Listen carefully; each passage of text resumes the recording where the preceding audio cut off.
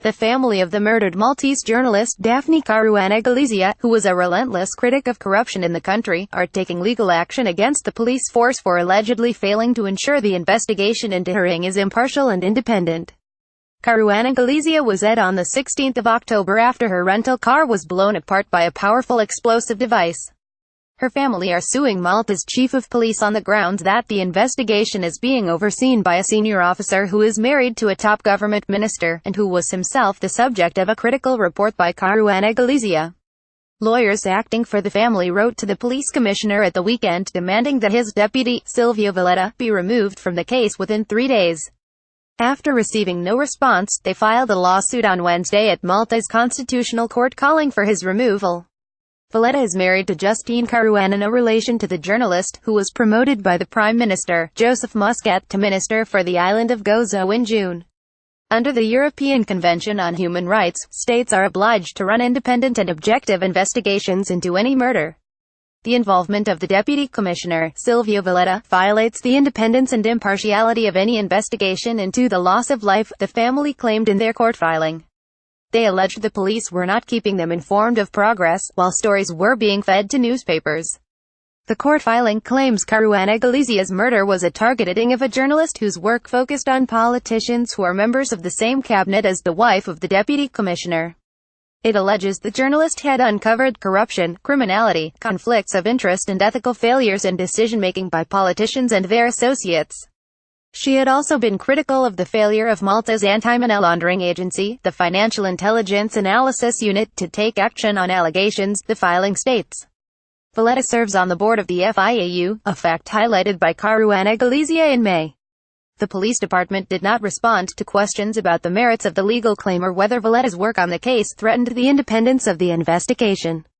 Caruana said in a statement emailed to The Guardian that she would not comment on the family's legal claim or who ought to investigate the case. What matters is that there is total commitment from everyone involved to see this case solved in the shortest time possible.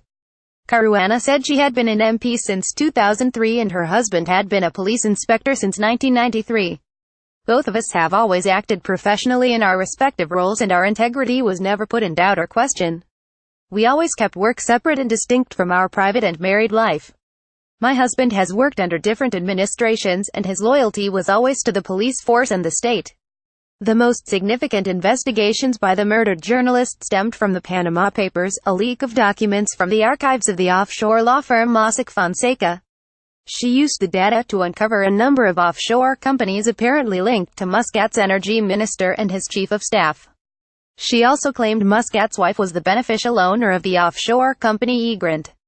On her blog, she alleged that a series of payments, in the form of loans, had been routed to Egrant, and that the money had come from an account ultimately belonging to the daughter of Azerbaijan's president, Ilham Aliyev. Azerbaijan has a valuable contract to supply gas to Malta. All those named deny any suggestion of wrongdoing, and Muscat has described the allegation against his wife as fabricated. He has pointed out that no document proving the allegations has been published or handed to a magistrate. Muscat and his associates filed libel suits against Caruana Galizia before her murder. They are cooperating with 2 separate judicial inquiries into the Panama Papers allegations, which have yet to conclude. Valletta's marital relationship with the serving minister has been the subject of scrutiny in the past, but the current police commissioner, Lawrence Cuttinger, has denied the existence of a conflict of interest. There is no evidence that Valletta's political connections have interfered in the current investigation. Valletta, who has been an officer for more than 20 years, has oversight of the Criminal Investigations Department, the Drug Squad, Counterterrorism, and the Financial Crimes Unit, among others.